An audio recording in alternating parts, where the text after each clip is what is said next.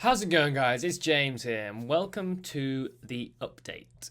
For those of you that don't know, who don't live in the UK or aren't aware of the situation, the UK has gone into semi-lockdown. The Prime Minister released an announcement saying you should only leave the house if you are going to and from work, looking after someone for medical reasons or someone who's in need, and basic necessities for buying food and things, and then also one exercise a day, if that's a run, a cycle, or whatever. And those are the only reasons that you should leave the house. It's not quite full lockdown yet, but it's definitely where, it's where we said we were going to be only last week, right? When I'd predicted that it was going to get worse, and that I was confused as to why we weren't in lockdown already and why they hadn't shut the schools. The day after I posted the video, or like the day or two after, they shut down the schools.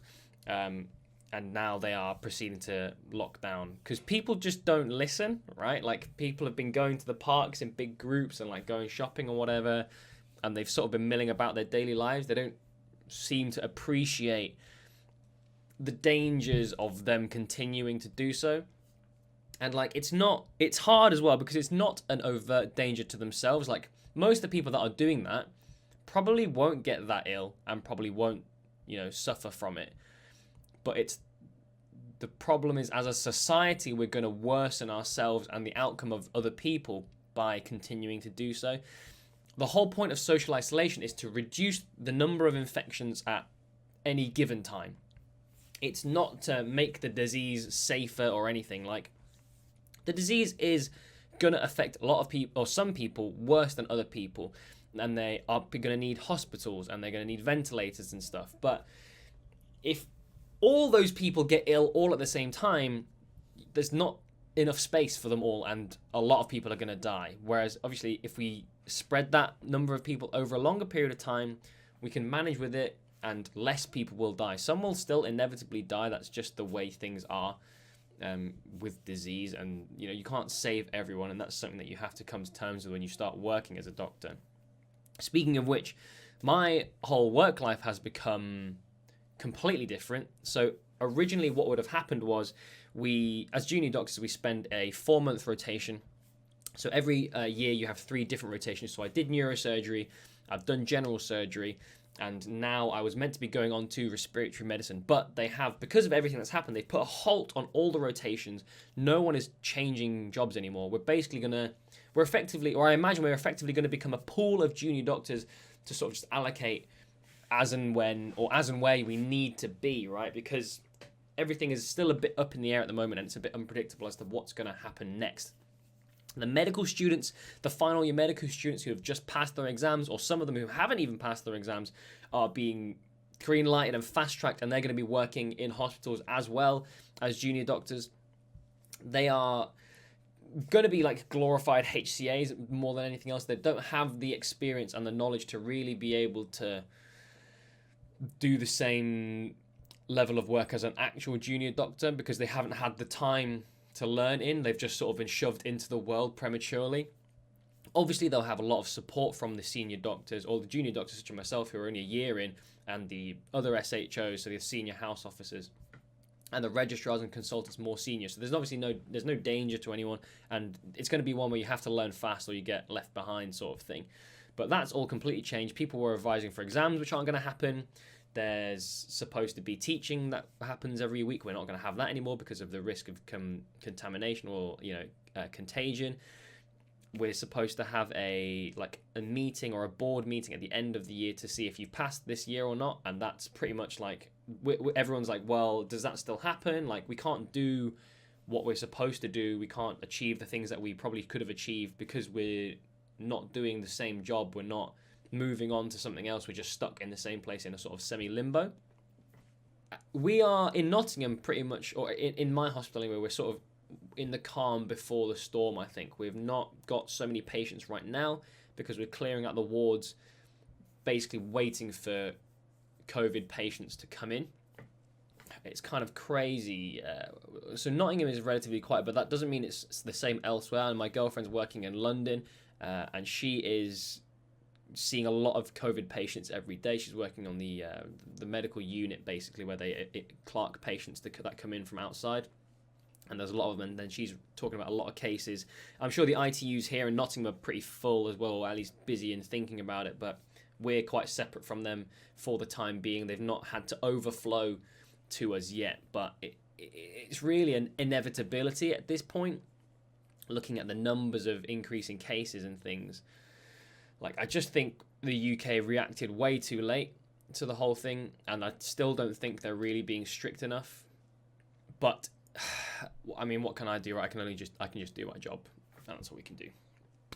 Anyway, on to some debunking. So Andy sent me a message earlier today that someone had sent him, and it's basically one of those like text chains that you like forward to people. I'll put a copy on the screen now, and I'll read it out to you guys. So it says, NHS staff have been sent this.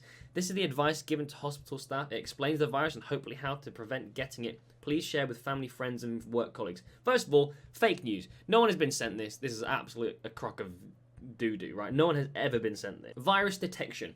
The simplest way to distinguish coronavirus from a common cold is that it doesn't cause a cold nose or cough with cold, but does create a dry and rough cough. Now, that is true. It does create commonly a dry cough. However, there are cases where you do get nasal congestion or other coryzal symptoms that are similar to a cold, like a blocked nose, a runny nose, whatever, that also have the cough as well. Like, it's not just, as long as you don't have that, it's fine. Like, in medicine, you should never say never, realistically. You should never say never. There's always an anomaly. There's always one person who just breaks the trend. And then they say, experts suggest doing this simple verification every morning. Breathe in deeply and hold your breath for 10 seconds. If this can be done without coughing, without difficulty, this shows that there is no fibrosis in the lungs, indicating the absence of infection. This is just like, reading this properly gave me ligma. Just because you can hold your breath for 10 seconds without coughing doesn't mean that you don't have it, first of all, because people with very mild symptoms, like, it's not hard to not cough in 10 seconds, right? You'd have to be really bad for it to not last 10 seconds without coughing. Second of all, even if you don't have it, doesn't mean it's not on you. Like, you can be contaminated. And that's the whole point of social isolation. It's not even like people having the disease transmitting to other people. It's just people that have met other people with the people having met other people with the disease and then bringing that to other people. Like, it's just a transmission. Like, you can be immune to it and still carry it to other people, right? So it's kind of nonsensical and just a pointless, and it's just not true either. The virus hates heat and dies if it is exposed to temperatures greater than 27 degrees Celsius. Therefore, hot drinks such as infusions, broths, or simply hot water should be consumed abundantly during the day. These hot liquids kill the virus and are easy to ingest. Fake news. Why? I just don't understand where these things come from. Like, okay, so let's go through some biology, right? So the reason your body mounts a fever is because it wants to try and kill the virus, and it's also just the body's natural reaction. It wants to try and overheat the virus or bacteria or whatever and try and kill it. These people are hitting temperatures of 38 or 39 degrees Celsius, right? That's your core body temperature. Like, in your lungs, that is your core body temperature. It's always going to be 35 degrees Celsius. That's where the virus literally lives. It's in your lungs. In what godforsaken brain did someone think drinking some hot water, that'll do it? Above 27 degrees, it's dead, mate. It wouldn't be able to live inside a person if it died above 27 degrees Celsius. It's just so stupid. It's just so clearly fake if you spent 1 second to think about it. It's just not correct. Just don't believe it. And then the next one's my personal favourite. For those who can, sunbathe. We're in lockdown. We can't sunbathe. We're in the UK. There's no sun. What do you want from us?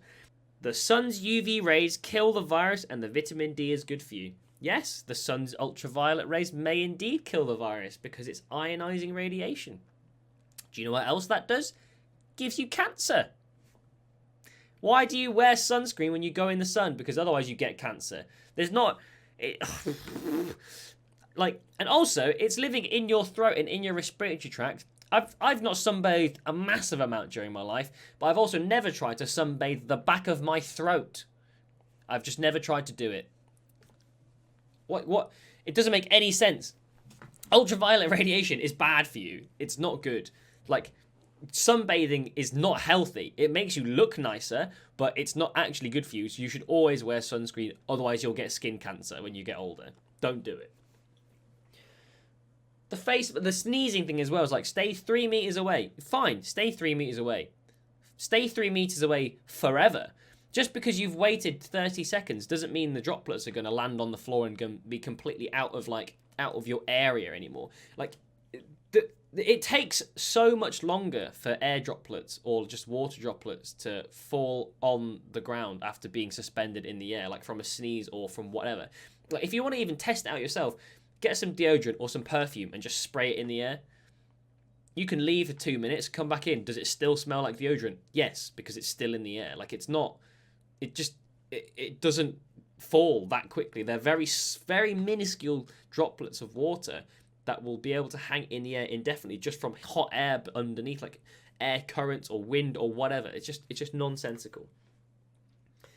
The virus can live nested in clothes and tissue between 6 and 12 hours. Like the other stuff, so the next bit does talk about surviving on hard surfaces.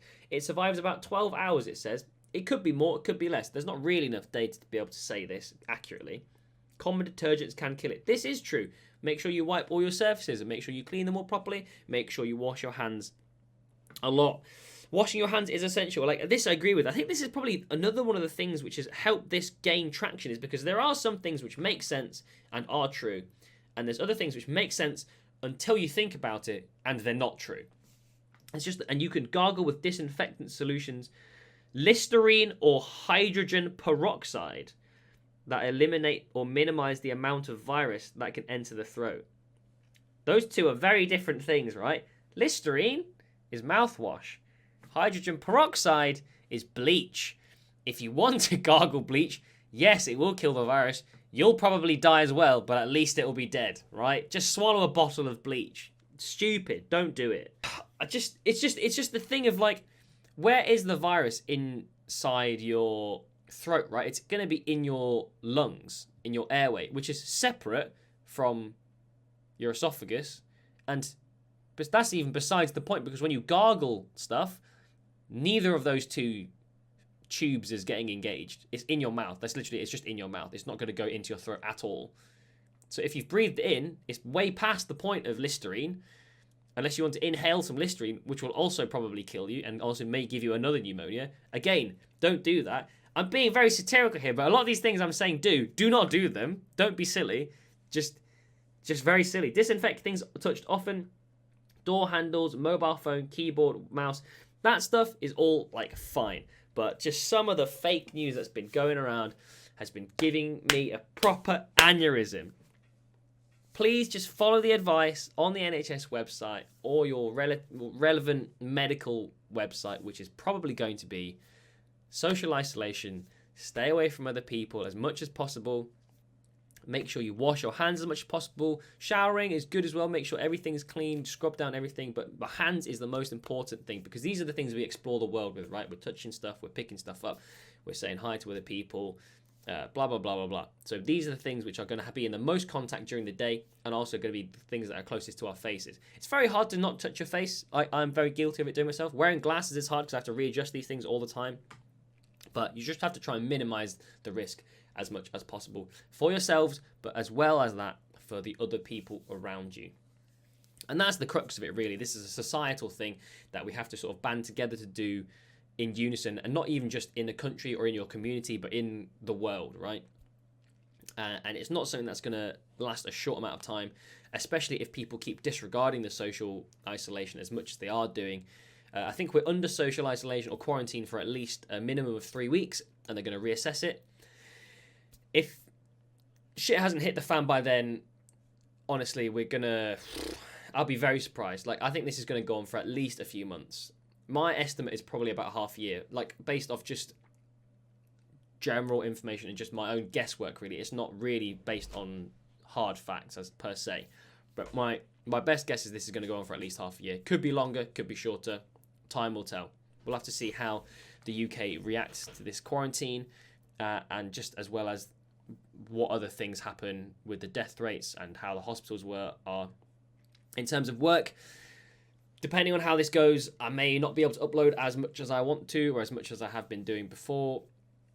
But I hope you guys will bear with me. I know it's social quarantine and you guys want to see more content because you guys are doing nothing, but unfortunately I am one of the few people that still has to work. And I'm grateful for that as well.